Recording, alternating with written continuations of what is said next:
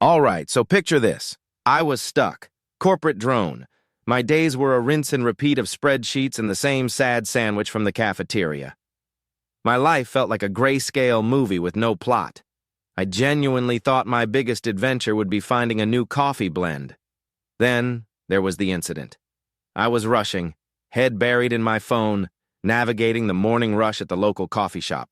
You know, the usual zombie walk. Next thing I know, I am colliding with someone, a full-on cinematic thud. Hot coffee, my lukewarm dignity, and her designer scarf were instantly ruined. She looked at me, this woman with eyes that could either melt steel or freeze you solid, and just sighed.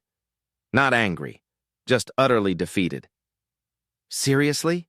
she said, her voice dry as a desert. "My only clean one." I stammered, apologized, offered to buy her a new scarf, a new coffee, maybe even a new life. I was a wreck.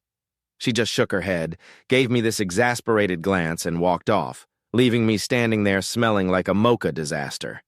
I was convinced I'd just permanently scarred someone's morning and probably my karma, except the universe has a weird sense of humor. Turns out, she worked on the floor below mine. I'd see her in the elevator, at the water cooler. Every single time I'd get this little flash of panic. I tried to apologize again a few days later in the break room. She just raised an eyebrow. "Still thinking about the scarf, huh?" I mumbled something about wanting to make amends. She actually chuckled. "Look," she said, finally smiling. And trust me, that smile changed everything. It was just a scarf, and honestly, it was a pretty memorable way to meet someone. That was the beginning. We started talking, first awkwardly about our respective jobs, then about everything. Her name's Chloe, and she's an artist, just doing temp work to pay the bills.